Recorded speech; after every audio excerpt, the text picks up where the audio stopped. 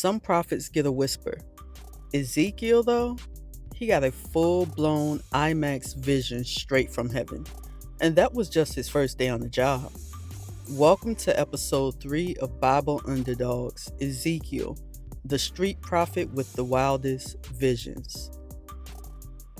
He's sitting by the river in Babylon, far from home, living as a captive, when the sky cracks open. A storm clouds rolling in, but it's not just weather. 4 living creatures, part man, part lion, part ox, part eagle, wings out, lightning flashing. Beside them, wheels inside wheels, spinning and covered in eyes.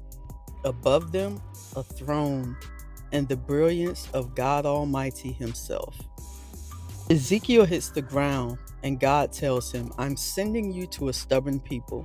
Say what I tell you, man, whether they listen or not." Ezekiel didn't just say prophecies. He acted them out in the streets. His whole life was an actual sermon.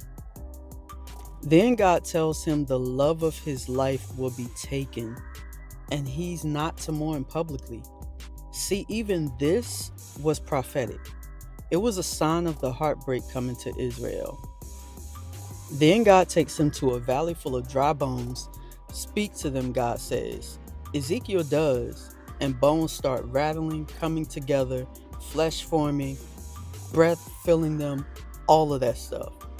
And it's a vision of hope, God bringing his people back from the dead. In his final vision, Ezekiel sees a perfect new temple, God's glory returning, and his presence with his people forever. Now, here are 5 modern takeaways from Ezekiel's roller coaster ride.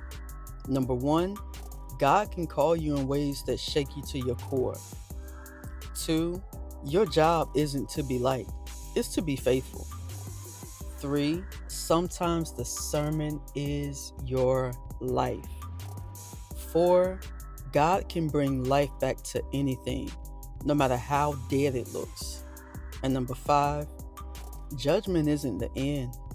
Restoration is God's plan. Ezekiel spoke to a scattered, stubborn people, and God still used him to bring hope. If God can give life to dry bones, then he can definitely revive anything of yours.